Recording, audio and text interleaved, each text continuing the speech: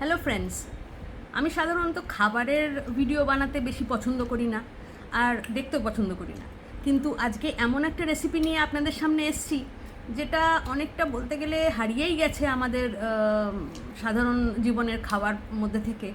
আর বানানোটা একটুখানি কষ্টকর, একটুখানি খাটনি খাচ্ছে, কিন্তু এত সুন্দর খেতে আর এত পুষ্টিকর। সেটার মধ্যে এত ভালো আয়রন কন্টেন্ট, হিমোগ্লোবিন ডাউন যাদের থাকে তারা এটা খেতে পারে। প্রেগনেন্সির মধ্যে এটা খুব হেল্পফুল, কেননা এটার মধ্যে আয়রন কন্টেন্টের সাথে সাথে ফসফরাস আর মিনারেলস খুব আছে এর মধ্যে।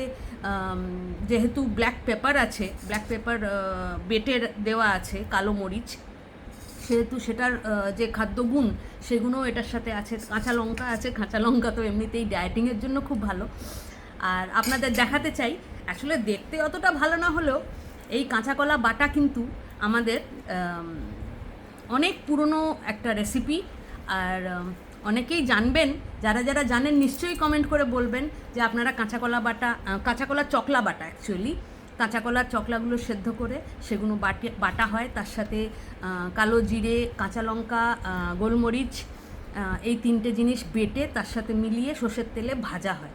আর কষে কষে সেটা একদম কম হয়ে এতটুকু হয়ে যায়, কিন্তু সেটা দিয়ে ভাত খেতে যা সুন্দর লাগে, গরম ভাত।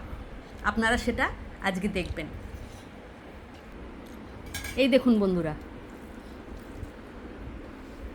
গরম ভাতের সাথে এই কাঁচা কলা বাটা, কাঁচা কলার চকলা বাটা, তার সাথে একটা দুটো কাঁচা লঙ্কা, কাঁচা কলা যে সেদ্ধ হওয়া যে টুকরোগুলো ছিল তার সাথেও আমি মিশিয়ে দিয়েছি, জাস্ট ওইগুলো ইউজ করে ফেরার জন্য। কিন্তু বেশিরভাগই এটা কাঁচা কলার চকলা, ওগুলো সেদ্ধ করে বেটে তার সাথে কালো জিরে আর গোলমরিচ আর কাঁচা লঙ্কা বাটা তার সাথে মেলানো।